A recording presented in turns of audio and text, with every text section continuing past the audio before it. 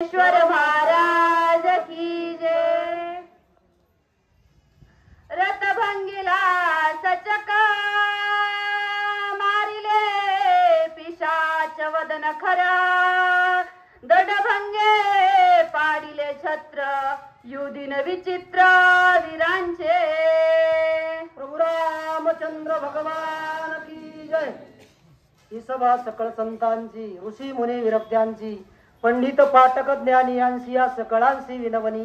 अधिक ते सरते निम्ने ते पुरते, करून घ्यावे तुमते विनवी तुवसे। कल्पनेची बाधा न हो कोणी काळी, ही संत मंडळी सुखी असो। ईश्वरा सर्वांना चांगली बुद्धी दे, आरोग्य दे, सर्वांना सुखात आनंदात ऐश्वर्यात ठेव। सर्वांचं भलं कर, कल्याण कर, रक्षण कर आणि तुझे ओढसे नाम सर्वांच्या अखंड मुखामध्ये राहो, ही सर्वांसाठी विनम्र भगवंत चरणी प्रार्थना। एत जाणीव करी तोची नेने, आथिले पण निर्वी तेची उने। आम्ही जहालो आयसे जो म्हणे, तो काहीची नाही मनोनी। थोरपण परहा सांडिजे, येत इतपती आगवी विसरिजे। जय जगा धाकुटा होईजे, तय जवळीक माझी।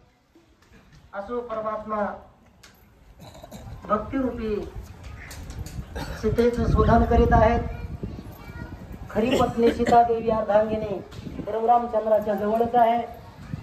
तर या जगाला पत्नीचं महत्व कळावा।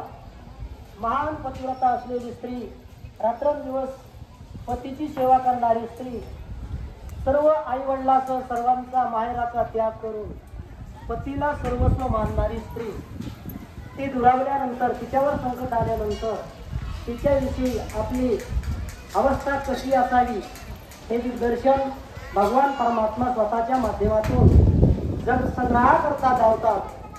प्रभू रामचंद्र सीतेचा शोध करीत असताना जडमूळ जीवाला सीतेची सुद्धी विचारतात, वृक्ष वेलीला विचारतात, परंतु भक्ती प्रेम भाव जो भक्ताच्या अंतःकरणामधला असतो, तो हिरावलेला अहंकारानं, तो कुठेही कुणाला विचारण्यानं तो आपल्या हृदयामध्ये प्रवेश करू शकत नाही।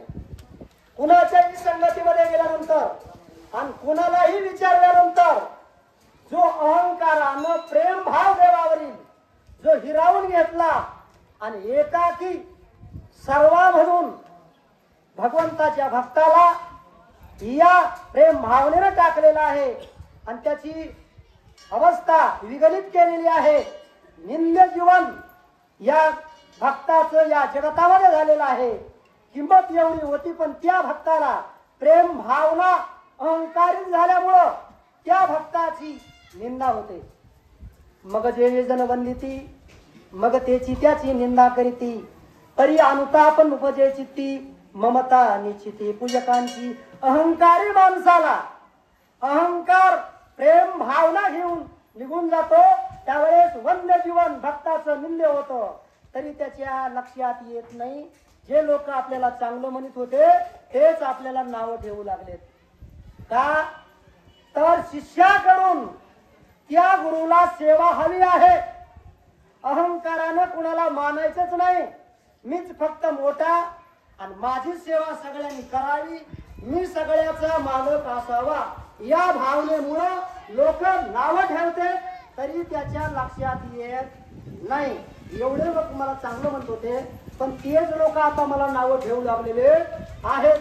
कारण माणसाला अहंकार जर झाला तर लक्षात येत नाही, आपली निंदा व्हायला लागली, आपला अपमान व्हायला लागला, हे कशामुळे व्हायला लागला हे माणसाच्या लक्षात येत नाही। हे लक्षात यावा म्हणून माणसानं प्रेम भावना निघून गेल्यानंतर ती प्रेम भावना आत्मसात होण्यासाठी माणसानं त्या भक्तीचा शोध, त्या भक्तीसाठी गेलेल्या वेळ जर निर्माण करून घेतलं तर भगवान परमात्मा तो अहंकार दूर करून ती गेलेली भावना आपल्यामध्ये प्रस्थापित केल्याशिवाय राहत नाही। याच्यामुळे माणसाकडे अहंकार नसावा, आणि अहंकार जर आला तर भक्ती प्रेम भाव निघून गेल्याशिवाय राहत नाही। निघून जर गेला तर त्याच्याविषयी वेळ जर लावून घेतलं तर तो प्रेम भाव आपल्यामध्ये येऊन मग लोक आपल्याला नावं ठेवणारे तेच आपल्याला चांगलं म्हणल्याशिवाय राहत नाहीत। प्रभू रामचंद्राने ज्यावेळेस हे रक्तांकित धरण आलेली होती.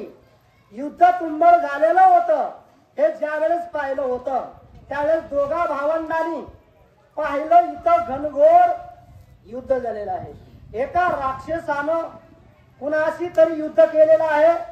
छत्रपात झालेला दिसतोय. घोडे मारलेले दिसते.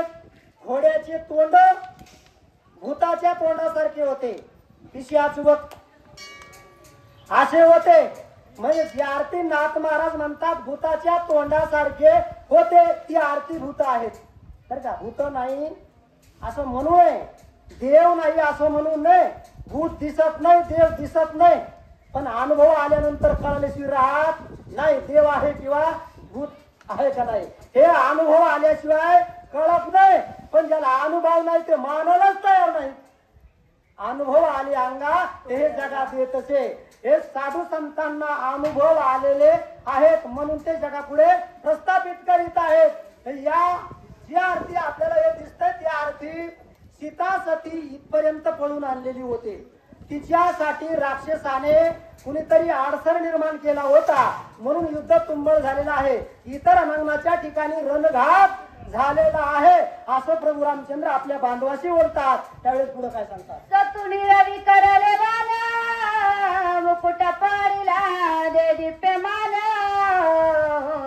थोर झाले रणकंदन सीता संपूर्ण मारिली. मला तर असं वाटतं लक्ष्मणा सीता संपूर्ण राक्षसाने हिरावून नेत असताना मारलेली आहे. मारून विदारून वाटण्या करून खाल्लेली आहे.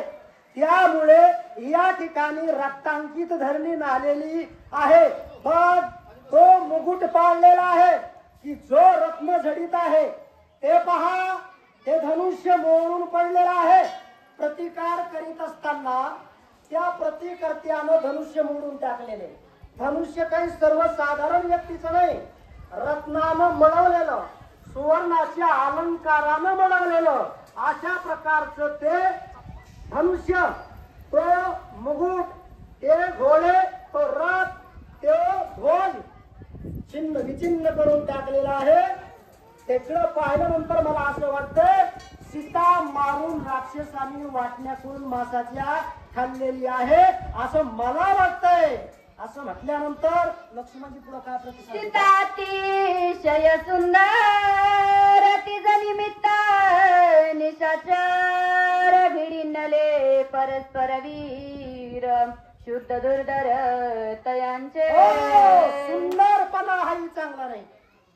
अति धन सुद्धा चांगलं नाही. अति बळ